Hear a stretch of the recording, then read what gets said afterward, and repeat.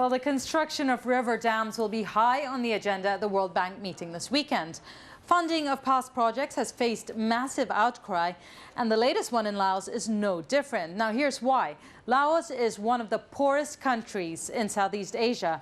Landlocked, it has few viable industries, but it does have plenty of mountains and a vast river network.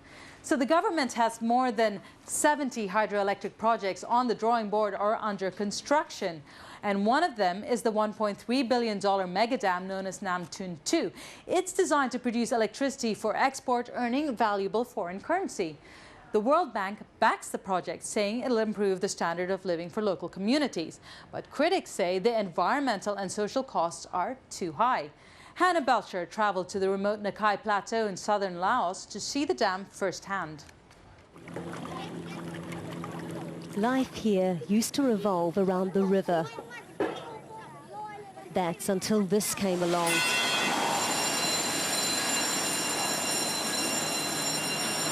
A hydroelectric dam project worth nearly $1.3 billion.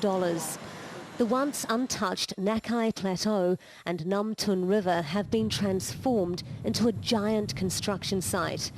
Within 2 years, Nam Ton 2 should be supplying nearly 1,000 megawatts of electricity to neighbouring Thailand, earning Laos an estimated $2 billion over 25 years. That's equivalent to the country's annual GDP. All this backed by the World Bank. This is a major hydroelectric project for Laos. About 7,000 people are working on 14 separate construction sites. Now, similar World Bank-funded projects have failed in the past, so questions are being asked as to why the World Bank has chosen to help finance another dam scheme in a poverty-stricken country such as Laos. The bank felt the Nam Ton 2 was an opportunity to show that dams can be done in a way that's socially, financially, environmentally, and economically sound, that it can be sustainable, and that the bank can learn from past mistakes. Part of the World Bank's $150 million contribution is helping fund resettlements on the Nakai Plateau. Boon Hieng is one of more than 6,000 people uprooted to make way for a 450 square kilometre reservoir. Before the dam construction, life didn't change much, but now we've had to get used to drastic changes. This purpose-built village has electricity, running water and roads, something residents could never have imagined in their old communities. Major questions are being asked about the dam's impact on the livelihoods of 70,000 people living downstream. Okay, so we are diverting the Nam Ton River, which is naturally going this direction, to this direction through a canal. Manager of the project, Christophe Morel, explains how the Nam Ton has been effectively cut off. Water will be redirected to another river.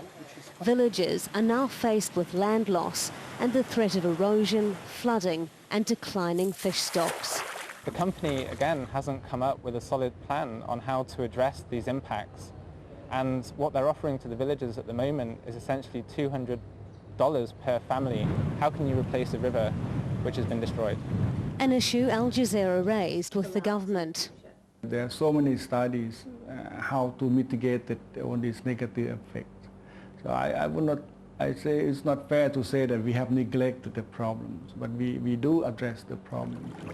There are more than 70 hydroelectric dam projects on the drawing board in Laos.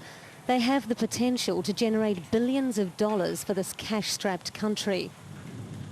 It remains to be seen how they might affect communities that have relied on rivers for generations. Hannah Belcher, Al Jazeera, on the Nakai Plateau in southern Laos.